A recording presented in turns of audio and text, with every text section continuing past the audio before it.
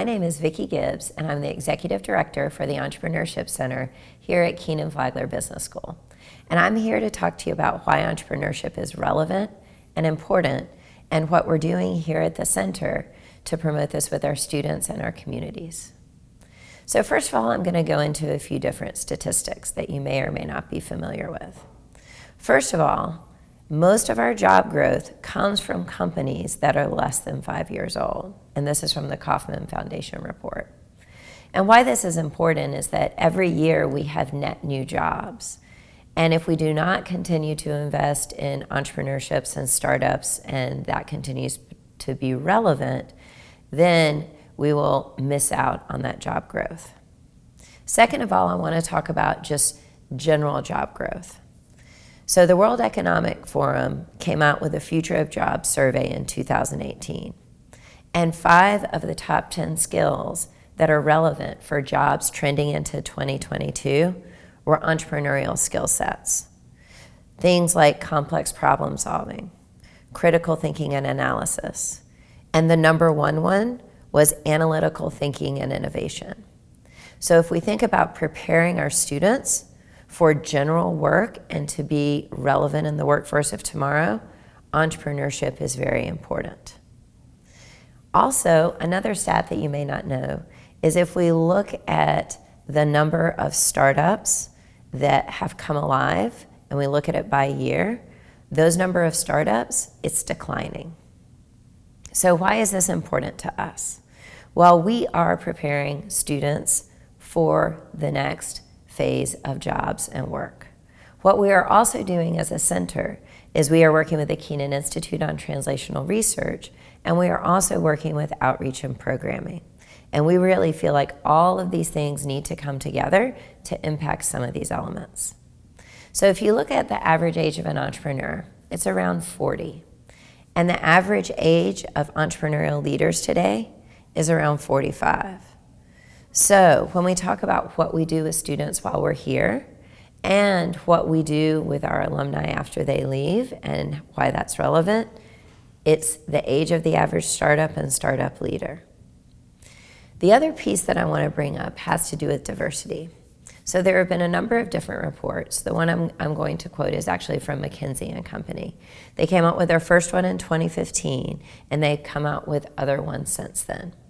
And what they looked at was gender diversity, as well as cultural and ethnic diversity in leadership teams as well as boards. And what they found is that if you look at companies with leadership teams that have gender diversity, those companies perform about 20% better than companies and leadership teams that are not diverse. When you look at leadership teams that are culturally and ethnically diverse, those leadership teams, those companies perform better than 30% better. And if you look at the board of directors for companies, those boards that are culturally and ethnically diverse, those perform more than 40% better. So what does all of this mean? Well, all of these stats indicate what we should be doing today to prepare our students for the future. So here at the Entrepreneurship Center, we work hand in hand with the Kenan Institute for Translational Research, as well as hand in hand with the Kenan-Flagler Business School to make sure that we have relevant student programming and teaching, and we are also able to take the research that we're doing at the business school and translate that out into the world. So some of the things that are really important that we're working on today has to do with looking at some of these different trends. So related to how we're preparing students, but then also how we are then deploying them as talent into companies, a big piece for us is diversity. So those statistics that I shared with you about diverse teams are more successful, many people recognize those stats. However, not everyone understands how do we create teams that are diverse.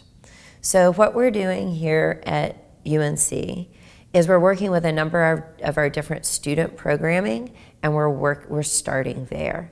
So we have a diversity, equity, and inclusion intern who we are working hand in hand with, who's partnering with student groups across campus to make sure that our own programs have a diverse set of students and that we expose entrepreneurship across campus. Now, what that enables us to do, one, is to structure really culturally, ethnically, gender, and so on diverse teams. It also gets students used to working with those teams and builds relationships for those students moving forward. One of the reasons that many startups are not diverse is that when startups go to grow, they tend to hire and communicate and partner with people within their current networks. So if we can start to build diverse networks at a young age, that will help companies as they move forward, as well as these individuals and these students as they learn how to operate in those types of environments. In addition, some of the other things that we're doing is we are actually promoting more diversity in our coaches, mentors, speakers, and so we are actively recruiting more individuals who want to impact our students in a mentorship and coaching capacity. Again, this encourages the students of all backgrounds so that they can see themselves as they move forward. Some of the other things that we're doing related to diversity and inclusion, as well as teams and talent, emerging trends, are we are partnering again with the research faculty at Kenan-Flagler, as well as the Kenan Institute, to produce an entrepreneurship trends report. That trends report is going to look at a number of those different categories, the research that is being done, and we're going to be doing fresh analysis and getting insights from experts around those different subjects.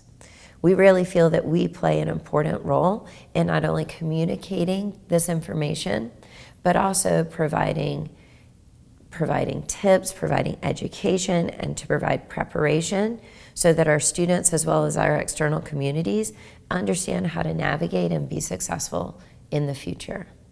So if you want to learn more about what I've talked about today, you can find more in the blog article below, and there will be some references to some of these studies and resources that you can look at for your own benefit. Thank you.